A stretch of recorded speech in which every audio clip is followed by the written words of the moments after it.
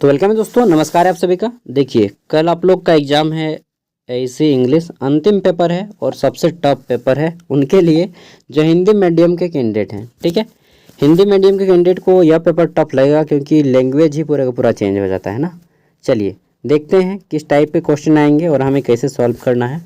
पहले सिलेबस को समझिए। सिलेबस को अगर आप समझ लिए तो समझ लीजिए कि आपने 60% चीज़ें यहीं से समझ लिए, 40% हमारा प्रैक्टिस रहेगा। देखिए, पेपर आपका 50 मार्क्स का आएगा, 50 नंबर का आएगा। पास करने के लिए आपको 20 नंबर लाना होगा। कितना? 20 नंबर। ठीक है, और टाइमिंग रहेगा आपका 2 घंटा। अब चलिए देखते हैं कहाँ कहाँ से क्वेश्चन आएगा। तो पेपर 2 भागों में बटा है, पहला है ग्रामर और दूसरा है कंपोजिशन। ग्रामर से आपका 20 नंबर का आएगा और ये 20 क्वेश्चन जो रहेंगे यहाँ पे आपके ऑब्जेक्टिव रहेंगे। प्रत्येक क्वेश्चन 2 मार्क्स का रहेगा, 10 गो ऑब्जेक्टिव आएगा। ठीक है, बोलेगा आंसर द फॉलोइंग, 10 क्वेश्चन का आंसर करना होगा। ठीक है, 10 आपके ऑब्जेक्टिव रहेंगे, यानी कि 20 नंबर आपका ऑब्जेक्टिव आएगा ग्रामर से। ठीक है, ये बात कंप्लीट। और 30 नंबर आएगा लिखने का।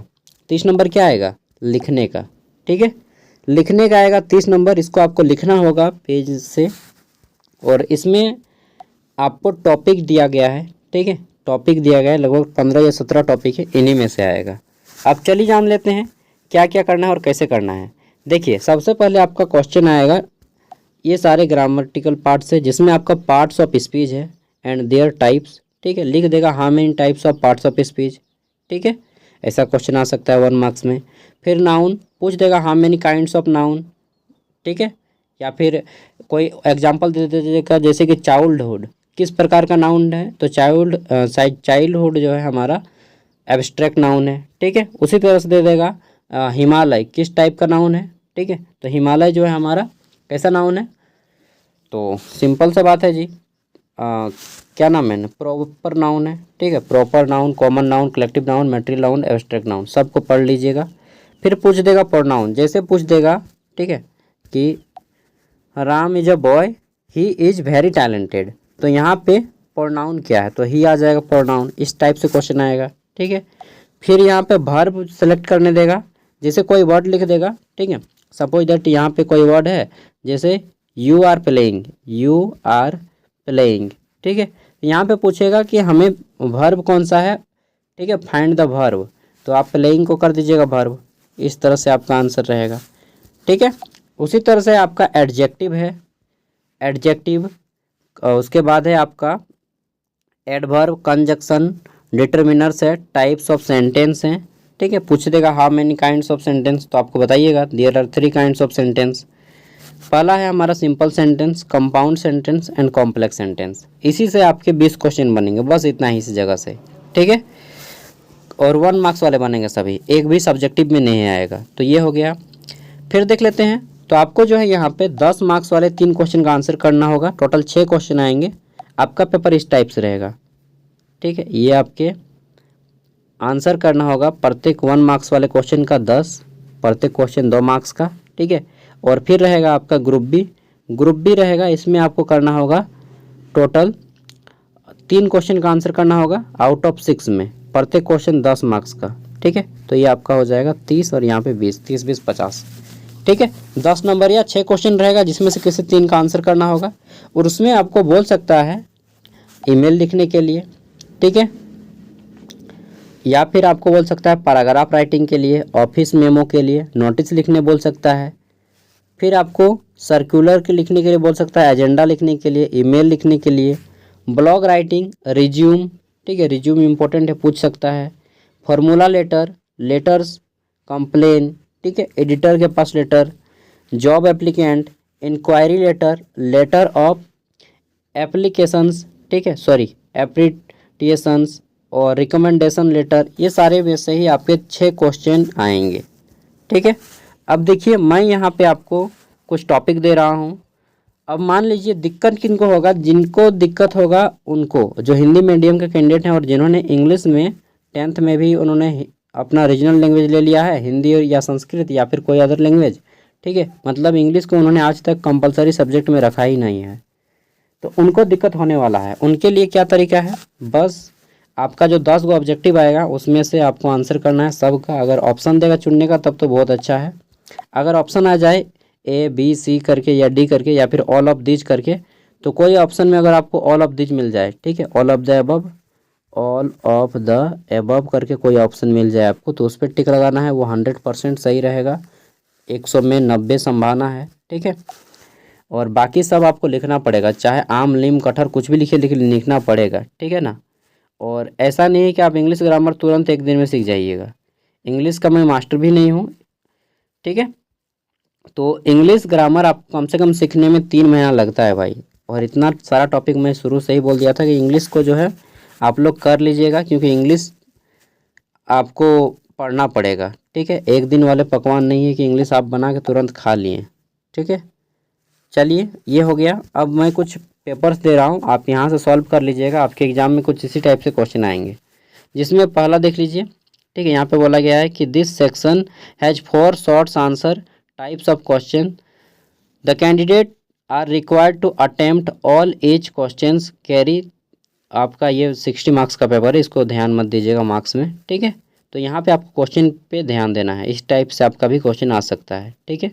पहला क्वेश्चन ये हो गया। फिर हमारा नेक्स्ट इस टाइप से आएगा सब्जेक्टिव में, ठीक है। सब्जेक्टिव में आपको इस टाइप से आ सकता है कि what is the different between a resume and CV. Resume और सीवी में क्या अंतर होता है। Elaborate upon their components to write an impressive CV, ठीक है। एक इम्प्रेसिव सीवी लिखने के लिए किसकी किसकी आवश्यकता होती है, किन किन बातों का ध्यान रखना पड़ता है। नेक्स्ट है कि राइट अ कवरिंग लेटर, ठीक है, कवर लेटर लिखते हैं along with the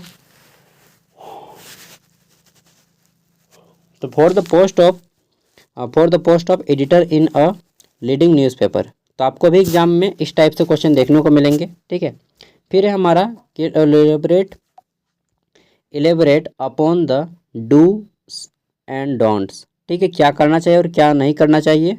two be follow while facing an interview. तो जब आप एक इंटरव्यू में बैठते हैं तो आपको क्या करना चाहिए और क्या नहीं करना चाहिए, इन सभी बातों का ध्यान में रखना चाहिए। यहाँ पे इंटरव्यू की जगह पे आप जॉब एप्लीकेंट भी कर सकते हैं, ठीक है, जॉब एप्लीकेंट भी आप कर सकते हैं।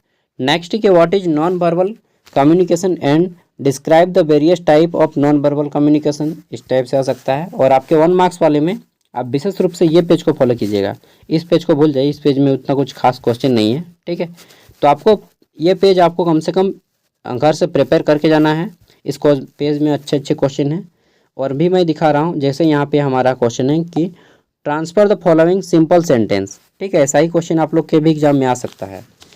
इन spite of the rain the children went to out of play. अब इसको जो है बोला गया है कि कंपाउंड सेंटेंस, ठीक है, ट्रांसफर करना है कंपाउंड सेंटेंस में, कॉम्प्लेक्स सेंटेंस में, ठीक है, सिंपल सेंटेंस में, इस टाइप से आपको यहाँ पे करने को आएगा। फिर है कि fill in the blanks with correct preposition है, ठीक।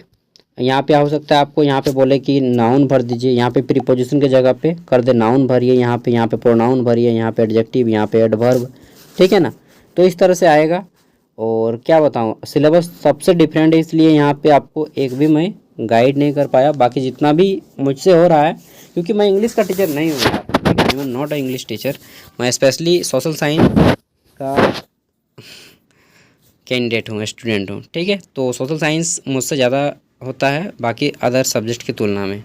तो आप लोग तैयारी कर लीजिएगा। और बाकी आपके इस टाइप से भी क्वेश्चन आ सकते हैं कि go through the following sentence and identify the parts of speech of the underline words, ठीक है। इतना नहीं आएगा लेकिन 1-2 पार्ट्स ऑफ स्पीच आपके भी एग्जाम में आएंगे, ठीक है।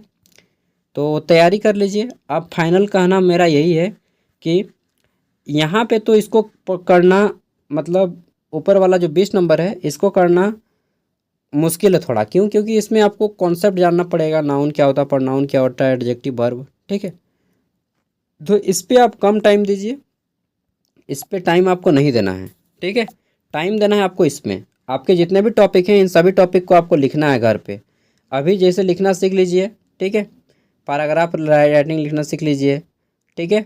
फिर आपको यहाँ पे ऑफिस मेमो लिखना सीख लीजिए, नोटिस राइटिंग लिखना सीख लीजिए। जितना भी टॉपिक दिया गया है ये क्रेडिट नंबर 1.2 में, ये सभी क्रेडिट को आपको घर में प्रैक्टिस करके जाना है, लिखना सीख लीजिए। इतना अगर आप कर लिए तो एग्ज़ाम पास। और अंतिम प्रहार वही है कि भाई कुछ भी लिखो लेकिन लिख के आओ, छोड़ो मत, एग्ज़ाम पास हो ही जाओगे, ठीक है, जहाँ पेज छोड़ दिया तो आप फेल, और जहाँ सब कुछ लिख के आ गए हैं तो पास। ठीक है, चलिए पीडीएफ जिसके पास नहीं, मैं पीडीएफ दे रहा हूँ, और मैं अभी फिर से बोल रहा हूँ कि जितने भी टॉपिक दिए गए हैं ये वाला केवल इसको पढ़ लीजिए। ऊपर वाला ऑब्जेक्टिव आएगा, उस वो है उसी का बनेगा जिसका कॉन्सेप्ट क्लियर है सभी इंग्लिश ग्रामर का। ठीक है, बाकी ऑब्जेक्टिव आएगा तो डी नंबर मार दीजिएगा, ऑल ऑफ दीज, और फिर पूछ लिया तब तो बनाना तो सबको है, लेकिन विशेष ध्यान आप इस पे दीजिए। ठीक है, चलिए मैं इस सब्जेक्ट पे आपको मदद नहीं कर पाया, इसके लिए सॉरी। थैंक यू, आपने वीडियो को देखा इसलिए। चलिए हाँ, एक बात यह है कि जब आपका एग्ज़ाम हो जाएगा तो अपना क्वेश्चन पेपर सेंड कर दीजिएगा। इससे जो सेकेंड डे पे एग्ज़ाम होगा, जब एक दिन छोड़ छोड़ के एग्ज़ाम होता है ना, तो सेकेंड डे पे जो एग्ज़ाम होगा उन सभी कैंडिडेट का यहाँ पे मदद हो जाएगा। ठीक है, उनको पता चल जाएगा किस टाइप से क्वेश्चन आता है, तब मैं आपको सॉल्व करवा सकता हूँ। ठीक है, 89 86 60 75 41 नंबर आपके पास होगा ही, और इसमें सेंड कर देना है दोस्तों। इससे आपका ही भला होता है यार, और क्या बताऊँ, आप लोग का ही मदद होता है। मैं तो केवल एक मीडियम हूँ। ठीक है, मेरा इस पे कुछ भी रोल नहीं है, आप लोग अपना मदद स्वयं करते हैं। चलिए मिलते हैं नेक्स्ट वीडियो में। थैंक यू, तैयारी कीजिए अब जो भी है, जितना भी है नॉलेज 1.2 को कंप्लीट कीजिए। ठीक है, चलिए बाय।